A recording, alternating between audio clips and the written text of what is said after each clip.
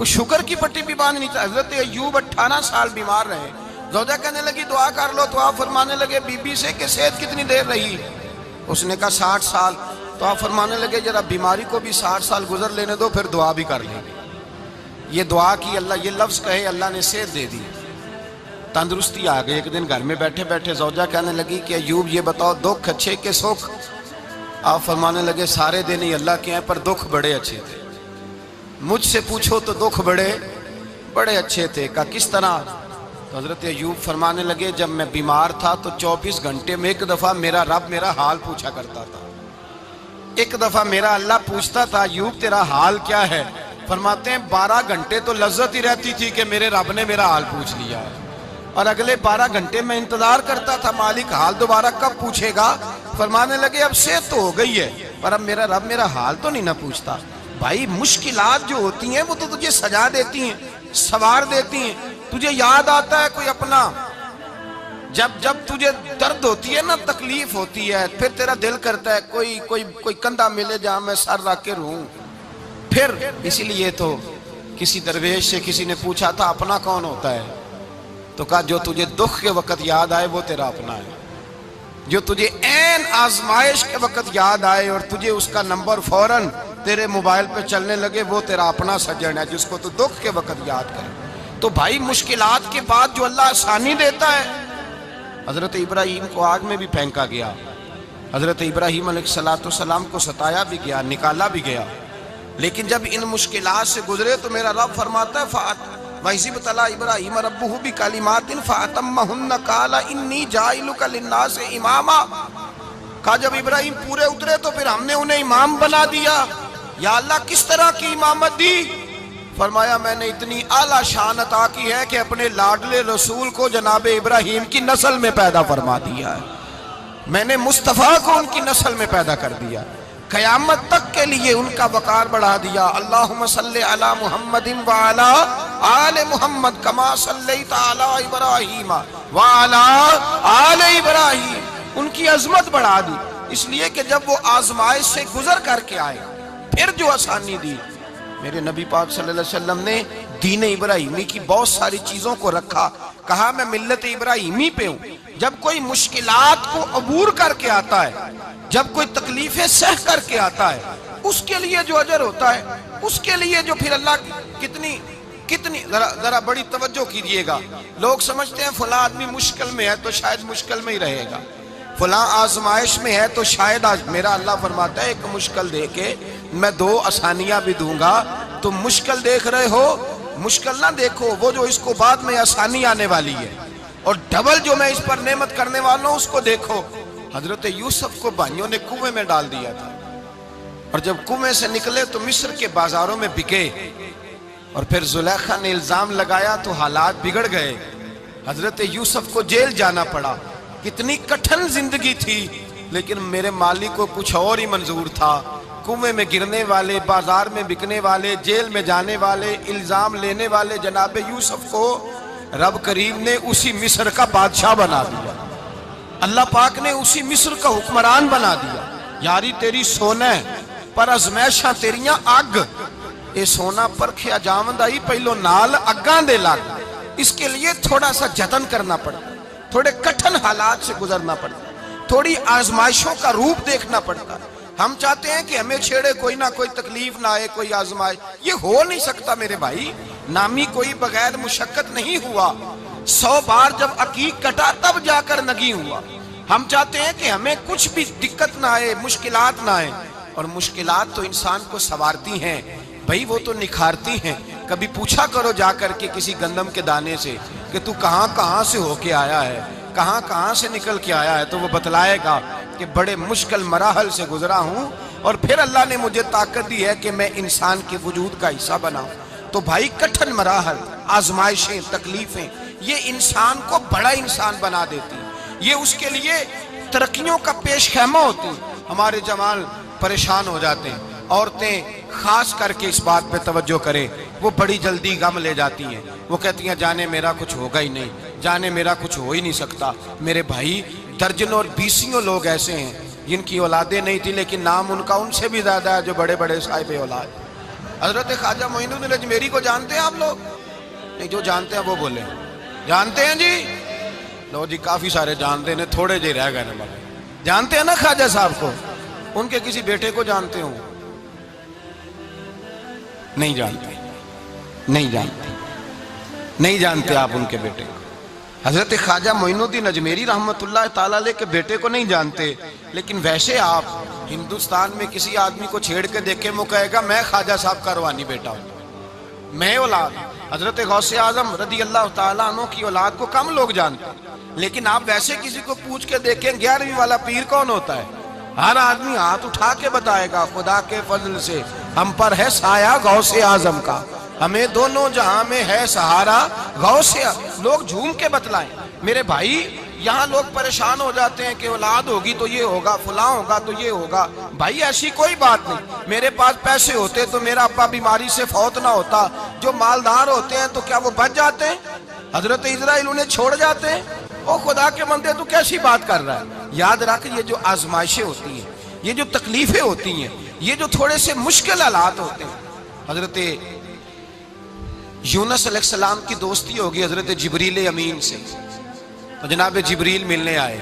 حضرت یونس علیہ السلام فرمانے لگے جبریل میرا دل کرتا ہے مجھے اس بندے کی ملاقات کرا جو اللہ کا سب سے زیادہ عبادت گزار بندہ ہے۔ حضرت جبریل امین لے گئے دور دور فلسطین کے علاقے میں، اور لے جا کر ایک بندے سے ملاقات کرائی جس کی دونوں آنکھیں بھی کوئی نہیں تھی، دونوں بازو بھی کوئی نہیں تھی، دونوں پیر بھی کوئی نہیں تھی، اور اس بندے کی زبان پر لفظ بڑا کیا جاری تھے، یا اللہ تیرا شکر ہے، یا اللہ تیرا، بول کے کہیے یا اللہ تیرا، اے اللہ تیرا شکر ہے۔ شکر شکر کر رہا تھا۔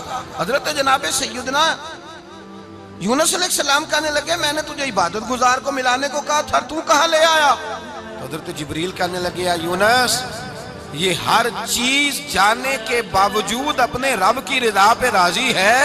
اس وقت دنیا میں نبیوں کے بعد جس سے اللہ سب سے زیادہ پیار کر رہا ہے وہ یہی بندہ ہے، یہ اپنے رب کی رضا پہ راضی ہے۔ اے تن میرا کنگی ہووے تے میں زلف سجن دی واواں، تے پوش میرے دی جتی بن جائے تے میں یار دی قدمی آواں، مارو مارو مینو مار مکاؤ کوئی عذر نہ پیش لے آواں، تے جے سونا ہی میرے دکھ وچ راضی، جے سونا ہی میرے دکھ وچ راضی، جے سونا ہی میرے دکھ وچ راضی، تے میں سکھ نو چلے ڈاواں۔ مالک جب اس حال میں راضی ہے تو بس ٹھیک ہو گیا، ٹھیک ہو گیا۔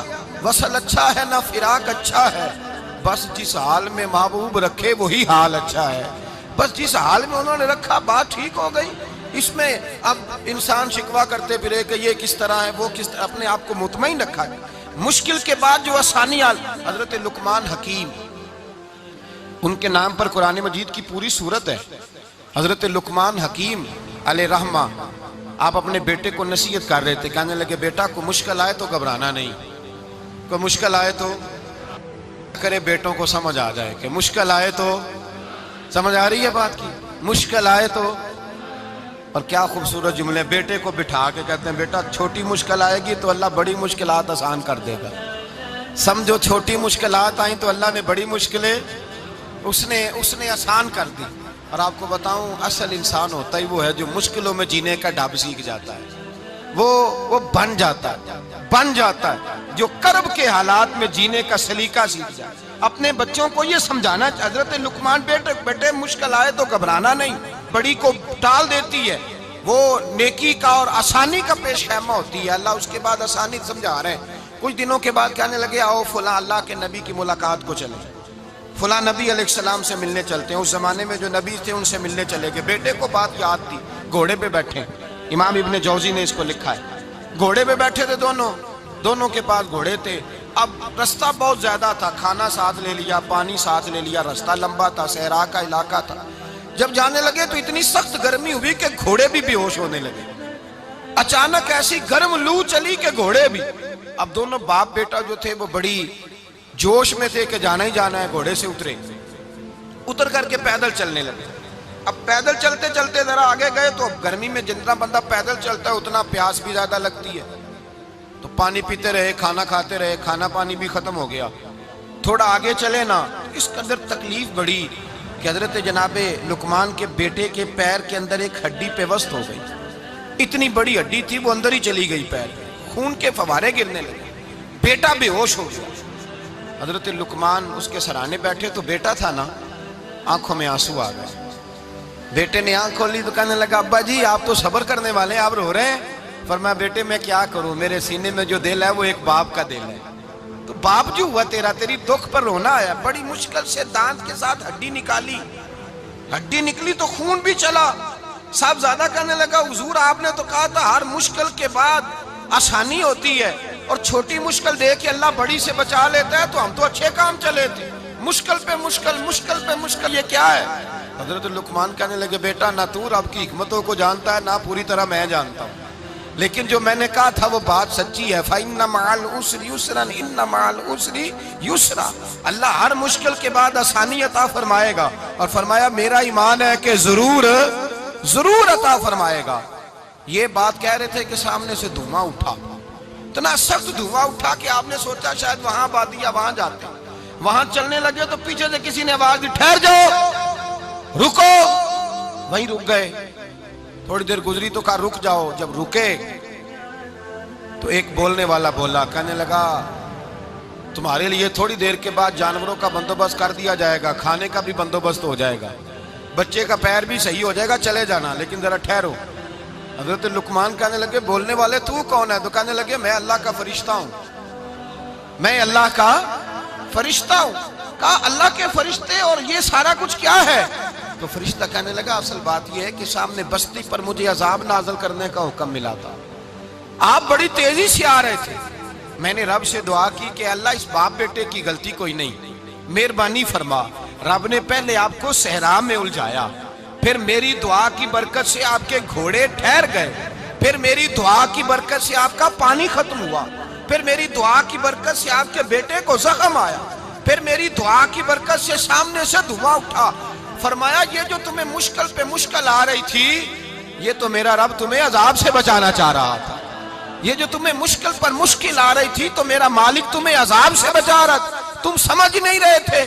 हजरत लुकमान ने बेटे की तरफ देखा तो बेटे कहने लगे, अब्बा जी बात बिल्कुल सच्ची है, अफदलु ज़िक्र ला इलाहा इल्लल्लाह, ला इलाहा इल्लल्लाह। और फिर पढ़ने लगे, हस्बुनल्लाहु व निअमल वकील, निअमल मौला व निअमन नसीर। ये विर्द होने लगे। भाई जब तुझे मुश्किल आती है, आजमाइश आती है, तो उस वक्त समझता है पता नहीं मेरे साथ क्या बनने लगा है। अल्लाह तबारक व तआला छोटी मुश्किल दे के तुझे बड़ी से महफूज रखता है, छोटी बीमारी दे के तुझे बड़ी से महफूज रखता है। बल्कि मैं एक दफ़ा एक तकलीफ में, एक आजमाइश में मुब्तला हो गया, तो मैंने अपने हजरत से कहा कि हुजूर सारे दुख इकट्ठे ही आ गए, क्या किया जाए? तो आप फरमाने लगे, बड़े खुश नसीब हो, जवानी में अल्लाह ने दुख दे दिए, बुढ़ापे में आए तो बर्दाश्त नहीं होते, ये तो बड़े वक्त पे आ गए, शुक्र अदा करना चाहिए, उस जमाने में बर्दाश्त नहीं होते, अब आसानी है, इनको बर्दाश्त करो, हिम्मत करो। मेरे भाई याद रखें, आजमाइशें, तकलीफें आपको बड़ा करने के लिए आती हैं। हम आजमाइश को बुरा जानते हैं, दुख को बुरा जानते हैं। दुख तो बड़े प्यारे होते हैं, ये रोने का सलीका सिखाते हैं, ये अल्लाह को मनाने का तरीका सिखाते हैं, ये मस्जिद में जाने का। वो जो सुखी बंदा है ना, सुखी, मुझे एक साहब कहने लगे, दो किस्म के लोग मदीने से आते, मदीना शरीफ पूछने लगे, कहने लगे हजरत जी दो किस्म के बंदे हैं, कुछ वापस जाते हुए तड़प रहे हैं, कुछ तस्वीरें खींच रहे हैं रुखसती के वक्त, फर्क क्या है? तो मैंने कहा वो जो तस्वीरें खींच रहा है वो अमीर आदमी है, उसे पता है कि मैं फिर टिकट ले लूंगा, महीने के बाद फिर आ जाऊंगा, और ये मदीना छोड़ते हुए तड़प रहा है, ये कोई गरीब है, ये कह रहा है पता नहीं दोबारा मौका मिले कि ना मिले, ये दुखी है, ये आजमाइश में दुखी। सुखी बंदा तो मक्के जाके नहीं रोता, वहां भी खड़ा है, डट के खड़ा, दुखी कोई नहीं तो रोए कैसे, रोए कैसे? दुखिए दी गल दुखिया ही जाने, दुखिए दी गल। ओ क्या खूबसूरत लफ्ज है मियाँ साहब की, और लफ्जों में हुसन देखे कहने लगे, दुखिए दी गल ये दुखिया ही जाने, ते सुखिए नू की खबरां, ते यार जिन्हां दे मौत ने मारे रोंदे नहीं तक तक कबरां। ये मुश्किल मरहला होता है, जब इंसान तकलीफ में होता है फिर उसे एहसास होता है, और तकलीफ वाले को ही तकलीफ वाले की तकलीफ का एहसास होता है। जब आपको अल्लाह मुश्किल देता है तो समझ ले रब आसानी देना चाह रहा है, जब तेज धूप आती है तो समझ ले अल्लाह गर्म हवा गुजार के ठंडी बारिश बरसाना चाह रहा है, और जब चारों तरफ से घुटन हो, पंजाबी में कहते हैं गुम्मा लग जाए, تو پھر سارے بول کے کہتے ہیں اب جو طوفان آئے گا وہ سخت ہی آئے گا، اس لیے کہ گھٹن جتنی زیادہ ہوتی ہے پھر فضل بھی اتنا۔ جن لوگوں نے تکلیفیں زیادہ سہی تھی رب نے عزتیں بھی زیادہ ہی عطا فرمائی، جن لوگوں نے تکلیفیں زیادہ سہی نا انہیں اللہ نے درجہ بھی۔ حضرت بلال حبشی نے بڑی تکلیف سہی، مارا کرتا تھا امیہ، بڑا مارتے تھے، اتنا مارتے تھے کہ موٹے، آپ نے کبھی دیکھے ہیں دیہاتوں میں موٹے موٹے پائے ہوتے تھے چار پائیوں کے، موٹے موٹے بان کی چار پائیاں اور بڑی چار پائیاں کافر بچھا کے بیٹھ جاتے اور حضرت بلال حبشی کے پیر ان کے نیچے رکھ دیتے، ہاتھ ان کے نیچے رکھ دیتے، آگ لوہا گرم کر کے اس کے اوپر ننگے بدن لٹا دیتے۔ مکے نے بڑی آزمائشیں دیکھی، پھر اسی مکے نے مدینے نے عجیب رنگ دیکھا کہ میرے نبی معراج سے واپس آئے اور حضور نے عظمت دی، فرمایا بلال یار تیرا بڑا مقام ہے، تو مدینے میں چل رہا تھا اور میں جنت میں تیرے قدموں کی آواز سن رہا تھا، کتنا تیرا مقام ہے، کتنا تیرا درجہ ہے، میں وہاں تیرے چلنے کی آواز سن رہا تھا۔ حضرت ابو بکر صدیق رضی اللہ تعالیٰ عنہ نے اس زمانے میں حضور کی نوکری کی جب دوسرا جانثار کوئی نہیں تھا، سارے لوگ تانے دیتے، کہتے ابو بکر تو اکیلا ہی سیانا ہے، سارا مکہ مخالفت کرتا ہے، تو جان ہی نہیں چھوڑتا، سارا زمانہ مخالفت کرتا۔ ابو بکر صدیق نے مال بھی دیا، جان بھی دی، شہزادی حضرت عائشہ بھی دی حضور کی خدمت میں، ہر چیز لٹا دی۔ دنیا کو پتا اس دن چلا جس دن میرے رسول پاک صلی اللہ علیہ وسلم مسجد نبی میں بیٹھے تھے، درجنوں صحابہ تھے، حضور نے فرمایا ابو دردہ کو تو بلاؤ۔ جناب ابو دردہ حاضر ہوئے تو کہتے ہیں حضور کا چہرہ دیکھا تو ناراضگی ہے چہرے پہ، میں نے دیکھتے ہی کہا حضور آپ مجھ سے ناراض ہیں؟ حضور نے فرمایا ہاں میں ناراض ہوں۔ جب یہ لفظ کہے تو میں کانپنے لگا، حضور ناراض ہو گئے؟ میں نے کہا یا رسول اللہ میری غلطی۔ تو نبی پاک نے فرمایا تو میرے ابو بکر کی عظمت نہیں جانتا؟ حضور جانتا ہوں۔ حضور کیا ہوا؟ نبی پاک نے فرمایا کل تو گلی میں گزر رہا تھا، ابو بکر بھی گزر رہا تھا، تو نے سوچا ہی نہیں تو میرے ابو بکر کے آگے آگے چل رہا تھا، یہ خیال ہی نہیں آیا، تجھے پتا نہیں کہ جس نے میرے ساتھ نیکی کی میں نے بدلہ چکا دیا ہے، ابو بکر کا بازو تھام کے اللہ کی بارگاہ میں لے جاؤں گا، میرا رب بھی اسے بدلے عطا فرمائے گا۔ یہ عظمت، یہ شان، یہ بلندی اور رفعت مشکلات سے گزرنے کے بعد ملی۔ میرے نبی پاک صلی اللہ تعالیٰ علیہ وسلم کے ساتھ مولا کائنات شیر خدا حضرت علی نے 9 سال کی عمر سے وفات شروع کی اور تا دم آخری حضرت علی نے وفا کی مصطفیٰ سے، کٹھن مراحل سے گزرے، کٹھن مراحل سے۔ حضرت علی کہتے ہیں میں ہر جنگ میں ہر جہاد میں ساتھ تھا، پر جس دن مکے اور مدینے سے آنے والوں کو حضور بھائی بھائی بنا رہے تھے، مہاجر اور انصار کو بھائی بھائی بنا رہے تھے، فرماتے ہیں میں تنہا کھڑا تھا، کوئی کسی کا بھائی بن گیا، کوئی کسی کا بھائی بن گیا، میں اکیلا کھڑا تھا اور میں سوچ رہا تھا کہ یار میں کدھر جاؤں۔ کہتے ہیں میں اس حد تک آیا کہ میرے آنسو بہنے لگے، لیکن میری مشکلات کو آسانی تب ملی جب مدینے کے چاند دھیرے سے اٹھے، میرے قریب آئے، میرا بازو تھاما اور فرمایا علی باقی سارے بھائی بھائی بن گئے ہیں، انت اخی فی الدنیا والآخرہ، تو میرا بھائی ہے، دنیا میں بھی میرا بھائی ہے، قیامت کے دن بھی میرا بھائی ہے۔ حضور نے اعزاز دیا اور غدیر خم کے موقع پر حضرت علی کا بازو تھام کے کھڑا کر کے حضور نے فرمایا من کنت مولا ہوں فہذا علی مولا، فرمایا جس کا میں مولا ہوں اس کے علی بھی مولا ہے۔ محبوب پاک سید عالم صلی اللہ علیہ وسلم نے جن لوگوں نے مشکلات برداشت کی پھر ان کو اعزاز ملا، ان کو درجے ملے، ان کے لیے جو آسانی۔ حضرت عثمان غنی نے صحابہ میں سب سے زیادہ مظلومیت کاٹی، سب سے زیادہ مظلومیت، 40 دن پانی بند رہا، کھانا بند رہا، تکلیف اور آزمائش کا وقت ہوا۔ امام جلال الدین سیوطی رحمت اللہ تعالیٰ علیہ الحاوی الفتاوی میں لکھتے ہیں، کہتے ہیں جب حضرت عثمان غنی پر کھانا اور پانی بند تھا، ایک شام حضرت عبداللہ بن سلام ملنے گئے، اس شام، اس صبح جس شام حضرت سیدنا عثمان غنی شہید ہوئے، جناب عبداللہ ابن سلام کہنے لگے عثمان تیرا کیا حال ہے، کس پوزیشن میں ہے؟ تو کہتے ہیں جناب عثمان غنی کہنے لگے عبداللہ آج میں بڑا سکھ میں ہوں۔ کہا 40 دن بیت گئے، کھانا نہیں آیا، پانی نہیں آیا، تو آج کیوں سکھی ہو؟ فرمانے لگے آج مدینے کی سامنے والی گلی میں نے مصطفیٰ کا دیدار کیا ہے، اور نبی پاک صلی اللہ علیہ وسلم نے فرمایا عثمان اگر تو کہے تو تیرے لیے پانی کا بندوبست کر دیا جائے، تیری مشکل آسان ہو جائے، اور اگر تو کہے تو تیرے لیے وہ آسانی کی جائے کہ آج تو میرے پاس آ کے روزہ افطار کر لے۔ تو حضرت عثمان غنی کہنے لگے میں نے مصطفیٰ سے عرض کیا حضور مجھے یہاں کا سوق نہیں چاہیے، مجھے وہ آسانی چاہیے جو آپ کے پاس افطار سے ملے گی۔ فرمانے لگے آج میں رخصت ہو جاؤں گا، افطار رسول اللہ کے پاس کروں گا۔ حضرت عبداللہ ابن سلام فرماتے ہیں پھر اس شام حضرت عثمان شہید ہو گئے۔ لوگ کہنے لگے عثمان شہید ہو گئے، اور میں کہنے لگا نہیں، انہوں نے جا کے نبی پاک کے دسترخوان پہ روزہ افطار کر لیا ہے۔ روزہ افطار بھائی، پھر بعد میں جو آسانی ملی ان لوگوں، جو ان لوگوں کو درجات نصیب ہوئی۔ کٹھن حضرت عبداللہ مزنی حضور کے غلام تھے، قبیلہ مزن کے رہنے والے، والد فوت ہو گئے، چچا نے پالا تھا، اسلام قبول کر لیا، چچا اسلام